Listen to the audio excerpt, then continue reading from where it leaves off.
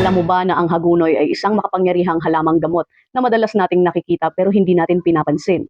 Mula ugat, dahon, hanggang buong halaman, maraming sakit ang pwedeng gamutin nito bilang natural home remedy. Simulan natin sa dahon ng hagunoy. Sugat, pangangati ng balat, galis, pigsa, infeksyon sa balat.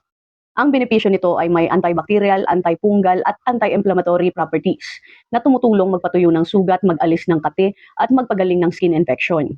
Paano ito gamitin? Dikdikin ng sariwang dahon at ipahid sa apektadong bahagi o pakuluan at gawing panghugas.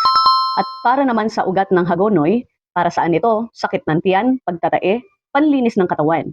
Ang benepisyo naman nito ay may natural cleansing compounds na tumutulong linisin ang sikmura at ayusin ang digestion.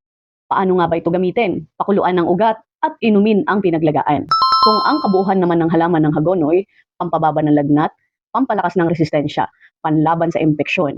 At ang benepisyo nito, may antioxidants na tumutulong palakasin ang immune system at proteksyon laban sa sakit. Saan ba ito pwede? Pwede ba ito sa baby? Sa payo ng doktor. At pwede ba ito sa bata? Oo, sa tamang dami.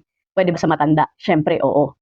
Pero paalala lang, siguraduhin malinis ang halaman bago gamitin at iwasan ng sobrang paggamit nito. Kung bago ka lang dito sa channel ko, like, comment, share, and subscribe.